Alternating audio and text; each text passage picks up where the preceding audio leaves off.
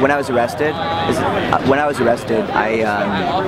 they tripped. Like I was basically, I had a camera. I was shooting video of people who were getting arrested to make sure that like people's names and dates of birth were getting recorded as sort of like a primary security task kind of thing. And that kind of meant I was like in the mix a lot, in the action, because there's like anytime there's like 5 cops like running to something, I was like, fuck, I have to go see what the fuck's going on. And I filmed a lot of stuff of a lot of people getting like beat the fuck up, punched in the face, you name it, happened today.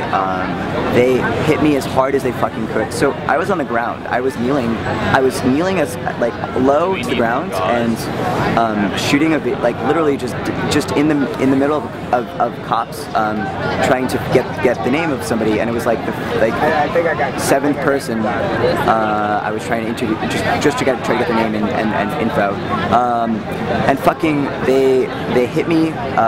They like throw me, like I was on the ground already kind of, and they instead of just like tackled me or pushing me or arresting me from like without doing this, they hit me as hard, like a female officer, I don't remember her name, but I'm gonna find out exactly. I mean, it's all over, there's a whole bunch of photos and videos of this happening. She hit me as hard as she could. She hit me as hard as she could in the shin with her baton, and then arrested me, you know, like anyone gets arrested, you know, your face in the ground and unpleasant. And when I tried to like walk at quickly, but also like say my name and say like, hey, I'm Gargow, this is my date of birth, you know, this is my information, I'm getting arrested, I'm Gargow, you know, repeating that, she like shoved me into the van, and then I asked, we were in a van for like an hour and a half, and then very briefly we got out for getting documented at like we did paperwork essentially for maybe 20 minutes. We were in a holding cell, we did paperwork. Then we were brought back out of, and no one treated my leg, and that was when I realized like that there's like bleeding, and there's this what right now I think is an open wound, and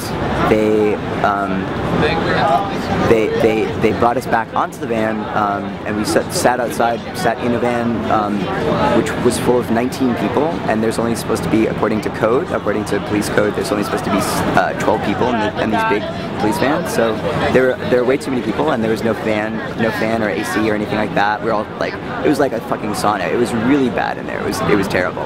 So what happened after that is right before we got to the jail, they like the 5 minutes I think we were total in the van for like 4 hours.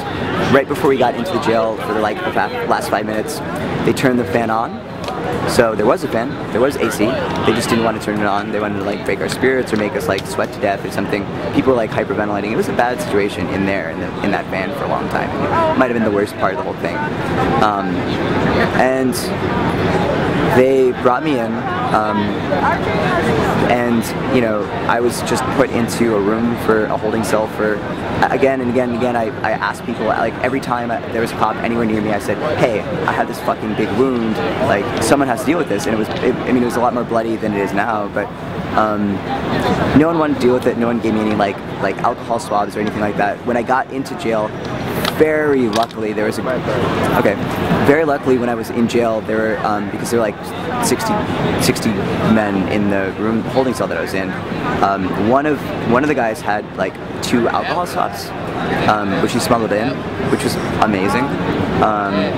And I gave one to the guy who had the lacerations, and I took one and I cleaned it up a little bit.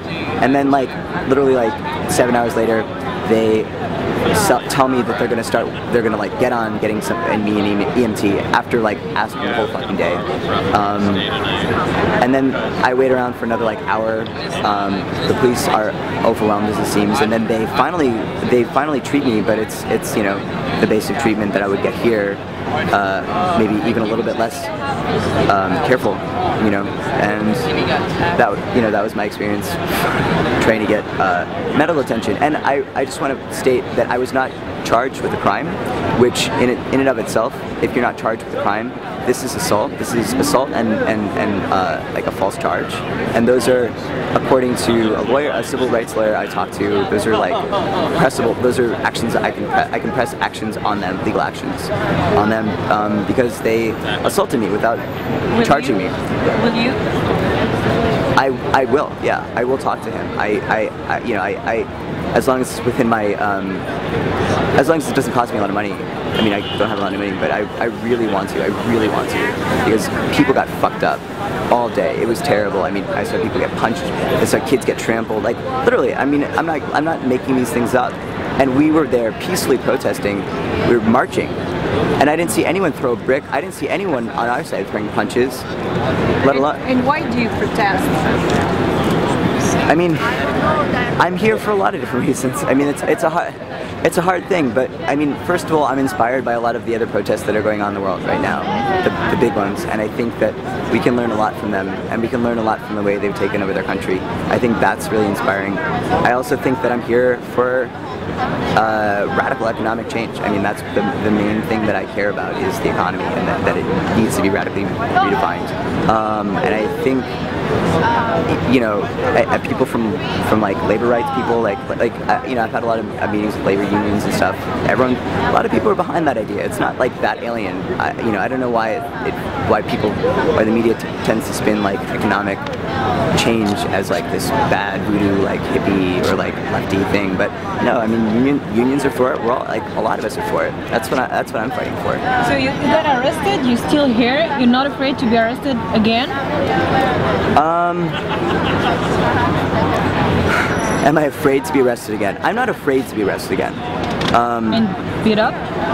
I don't want to get beat up. I mean, but if it means, I mean, I was trying to protect people. Like, that was what I was doing. I was trying to protect my people. And if it comes down to that, then yeah, you know, if it comes down to me getting arrested again because I'm fucking videotaping people who are brutalizing, you know, people for no reason. I mean, this is a unique experience in the New York City, like, police department's policies towards protesters. This is a unique moment. This is way more violent than it's ever been. I don't know why. Student, or do you work? Yeah, I'm a student at NYU. I'm a grad student. They might have pulled out